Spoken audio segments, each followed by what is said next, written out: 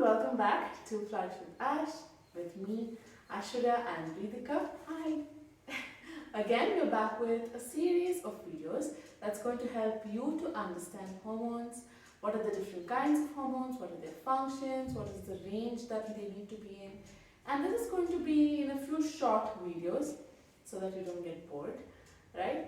So today, let's start off understanding what are hormones, right? Please, do you want to go there? No, you go ahead. Alright. So hormones are basically these small chemicals that our body produces, right? And it is produced in different various places or organs, and they travel in the blood system to the target cells. So the fun part is they're produced in super minute quantities and they travel all over your body, affecting only the target cells to produce results with your any kind of sleep-wake cycle, different processes, your reactions to certain stimuli, things like that, right?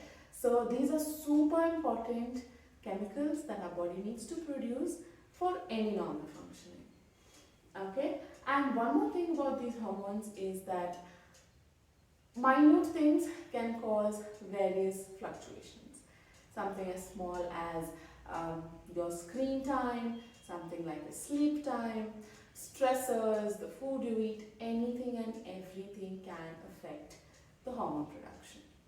Okay, that is why to a large extent we see stress-related conditions, lifestyle conditions going up because we're not keeping these basic lifestyle things in check, and therefore we're struggling with lifestyle diseases. Okay, to start off, let's name a few hormones. Yeah, so I think the most basic one nowadays is thyroid, right? Yes. The thyroid stimulating hormone. So that basically regulates your thyroid gland, and if it goes up and down, it directly affects your periods also, your cycles also, right? Yes. So your metabolism is affected throughout, and apart from that, there's also estrogen, there's progesterone, there's testosterone, there's oxytocin. So I think there are like 50 plus hormones in the body, right? And these play a very, very major role in the body, especially when it comes to your metabolism and things like that. Yeah. So I guess in the next few videos we'll be discussing a lot more in detail. And one very important point to note, when you're going for a hormonal checkup or when you're going to a doctor basically for your hormones, you should never go to a general physician. You should always consult someone called an endocrinologist. Okay, Yes. so that is a very important point to keep in mind. Of course, a general physician will also help you through it, but an endocrinologist knows more about the disease, so he or she would be the right person to go to. Yes. Right? So that is very important. I think this might not though apply to your PCOD or your PCOS, because then you'll have to consult your gynecologist in those cases. Yeah. Adding on to what she said, RTSH or the thyroid stimulating hormone that we so widely see these days regulate the T3 and the T4. Those are again hormones which regulates your metabolism, meaning how fast your body can burn food to make energy, right? To give your cells energy. So that is one of the major, every cell needs energy. So T3, T4 is what is regulating this. And stress, sleep, all of it affects it. That is why we're seeing a rise in thyroid related diseases. As well as diabetes also, yes. Right? Another is diabetes. So both diabetes and thyroid is, if you look at the surveys, it is a large scale seen in cosmopolitan cities. Even if you go down to a few villages these days, they would have never heard of anything called thyroid, and they wouldn't even be off the counter medicines there available.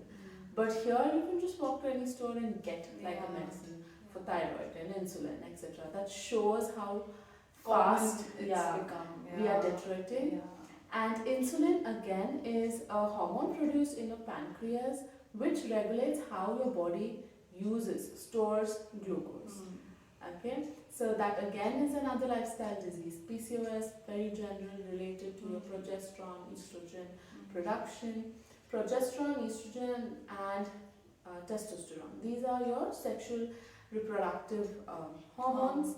They are related to your voice breaking, your secondary sexual characteristics, your period cycle, how masculine or feminine you look, right? Hair on your face, and all of these are regulated by these hormones. And again, there's another hormone, cortisols. So these are majorly related to your stress. Yeah. So back in those days, cavemen, they saw a tiger, they feared, they would either act dead, or they would run, or they would fight, right? You either freeze, you flight, or you fight. That's Okay. the adrenaline. Yes. hormone there. Yeah, so basically what it's doing is pumping lot of blood to your limbs, oxygen and glucose to your limbs, so that you run or do something physical. But these days, all the stress is up here, so any kind of stress that comes to you, stimuli that comes to you, you're all processing it here. But your body is not yet that advanced like your technology. It is yet doing the same, push all the blood to your hands, to your legs, and that is where we're seeing central obesity. The sudden inflow of glucose, body doesn't know what to do it, you're not using it, put it on your waist. Right? And again leading to insulin resistance, and it just goes Yes. on. So it goes on. So what we are trying to do here is bring in a little information about each of this in our upcoming videos. Stay tuned, and see you again in the next one. Yeah, hope you'll enjoy the videos. Yeah.